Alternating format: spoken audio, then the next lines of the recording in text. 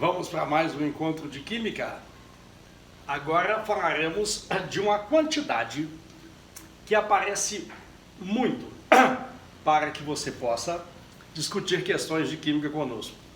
É o que vem a ser a palavra mol, que aparece tanto em questões de química por aí. Um mol não passa de uma quantidade. Vou dizer logo que quantidade é esta. Toda vez que eu me disser que eu tenho um mol, não interessa do que, um mol é sempre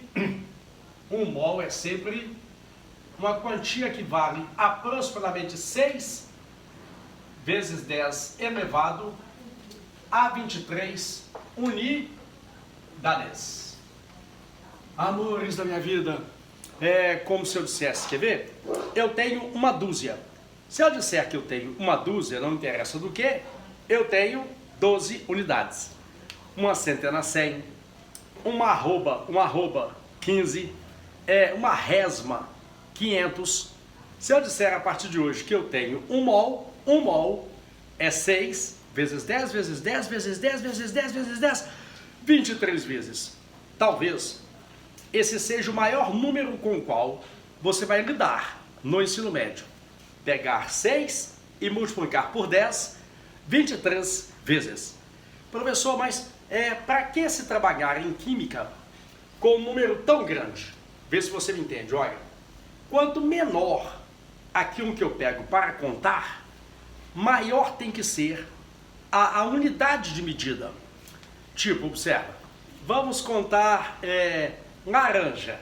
A laranja eu posso contar de 12 em 12 ou até de uma em uma. Vamos contar bago de feijão. Bago de feijão, se eu for contar de 12 em 12, vai me dar muito trabalho. Eu prefiro contar a saca. Consegue perceber que se o tamanho do objeto diminui, o instrumento de contagem, ele fica cada vez maior.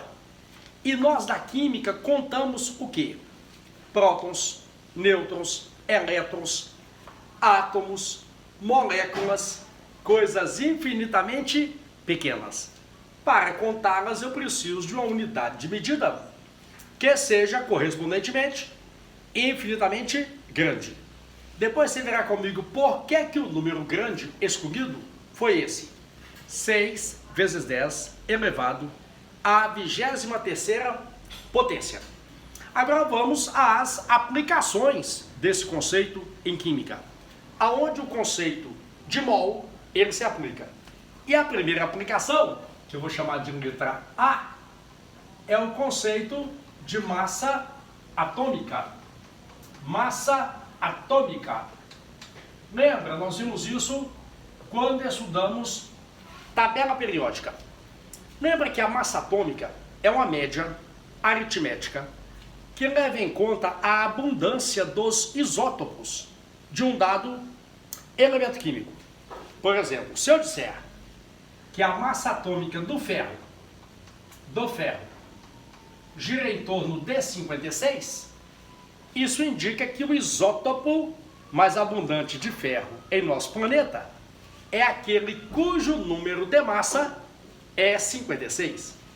Um certo dia, trabalhando com esse assunto, um aluno me fez a seguinte questão: professor, cada átomo de ferro ele tem uma massa de 56 gramas? Não, veja, eu nem consigo ver um átomo. Então, como que algo tão pequeno como o átomo teria uma massa de 56 gramas? Não é isso. Na verdade, todas as massas que estão na tabela periódica, elas foram medidas para cada mol. Então, se eu disser que a massa atômica do ferro é 56, na verdade são 56 gramas para cada mol. E o que isso significa?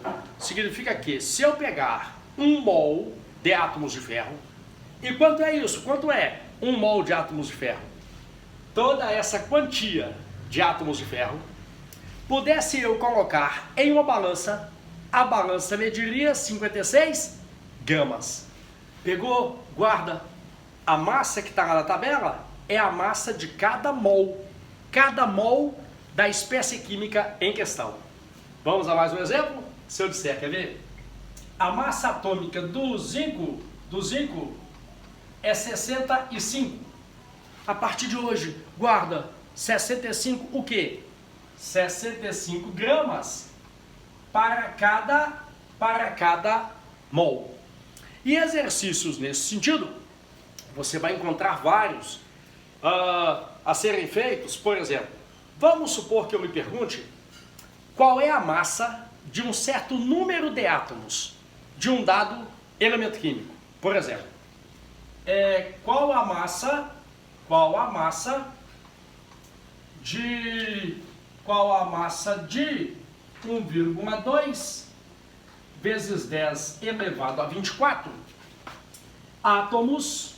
Qual é a massa desse número de átomos de ouro? A questão é essa. Qual é a massa que corresponde a esse número de átomos de ouro?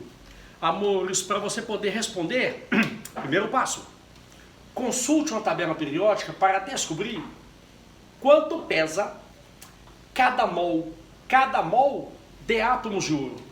E se você assim o fizer, você vai encontrar o seguinte, tabela periódica.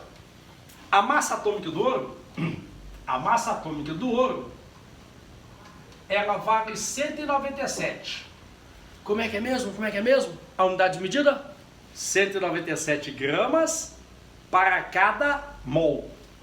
Ou seja, cada mol de ouro corresponde a esta massa.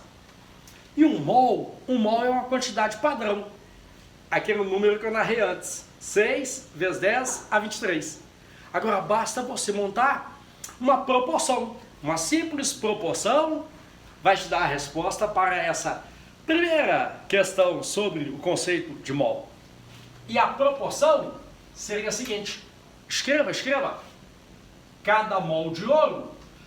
Mas cada mol de ouro é uma vez aquele número 6 vezes 10 a 23. Então, esse número de átomos de ouro correspondem a uma massa de 197 gramas. E eu quero saber de você, é isso, ó. Qual é a massa de uma outra quantidade de átomos de ouro? E essa outra quantidade, eu dei, é 1,2 vezes 10 a 24 átomos de ouro. Efetua esse vezes esse, você vai encontrar qual é a massa que corresponde a um certo número de átomos, nesse caso, de ouro. Vou deixar a continha para você tentar fazer da proporção em questão. Vamos a um outro questionamento que também pode aparecer sobre esse início do conceito de mol. Observa. Eu também poderia querer saber quantos átomos existem em uma certa quantidade de um dado material. Por exemplo, quantos átomos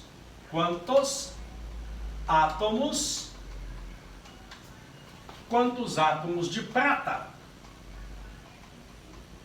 existiriam, quantos átomos de prata existiriam em, por exemplo, 8 gramas de prata. De novo, consultar a tabela periódica.